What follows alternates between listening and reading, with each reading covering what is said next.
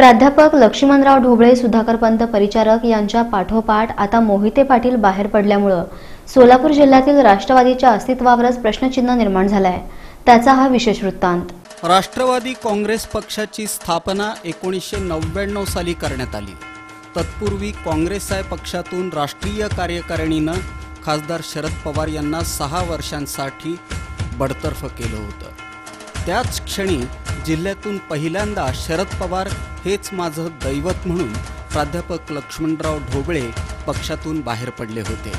त्यानंतर सुमारे 15 ते 20 दिवसांनी अकलूज इथं शिवरत्नावर झालेल्या बैठकीत वसंतदादा गटाचे मूळ असलेले सुधाकरपंत परिचारक, विजयसिंह मोहिते पाटील आणि जिल्ह्यातील त्यांच्या शिलेदारांनी राष्ट्रवादीसोबत जाण्याचा निर्णय घेतला। त्याच दिवशी सांगलीत कैलासवासी वसंतदादांचे वारसदार विष्णू अण्णा पाटील, मदन पाटील यांनीही राष्ट्रवादीत प्रवेश केला होता। 2009 पर्यंत जिल्ह्यात राष्ट्रवादीला सुवर्णकाळ होता।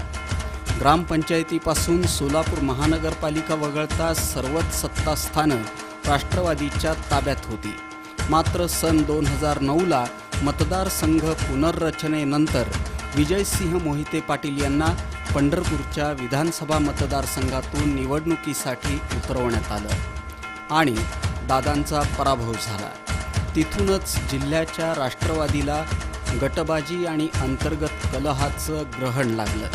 2014च्या विधानसभेवेळी खासदार पवारांचे एकनिष्ठ मानले गेलेले प्राध्यापक लक्ष्मणराव ढोबळे पक्षातून बाहेर पडले आणि नुकताच त्यांनी भाजपमध्ये प्रवेश केला।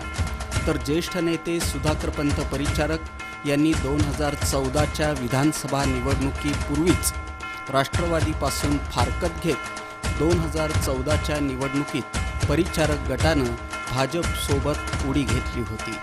सुधाकरपंत परिचारक गटानं जरी राष्ट्रवादीचा राजीनामा दिला नसला तरी, त्यांना पक्षानं काढलेलं नसलं तरी परिचारक गट राष्ट्रवादीपासून खूप दुरावला असून आता या गटाचे नेते आणि कार्यकर्ते राष्ट्रवादीत परत येणं कठीण होऊन बसलेलं आहे। 2 बिनीचे शिलेदार पक्षापासून दुरावल्यानंतर खासदार विजयसिंह मोहिते पाटील यांच्यावरही आता राष्ट्रवादी सोडण्याची वेळ आली आहे। त्यांच्या गटानं भाजपमध्ये प्रवेश केला आहे। आता जिल्ह्यात राष्ट्रवादीला सावरण्याची जबाबदारी ज्येष्ठ आमदार दिलीप सोपल, आमदार बबनदादा शिंदे, माजी आमदार राजन पाटील, जिल्हाध्यक्ष दीपक आबा साळुंखे, रश्मी बागल कोलते, बळीराम काका साठे यांच्या खांद्यावर येऊन पडली आहे। खंदे आणि जनाधार असलेले नेते पक्षातून सोडून गेल्यामुळं राष्ट्रवादी विकलांग झालेली असून पुढच्या कठीण काळात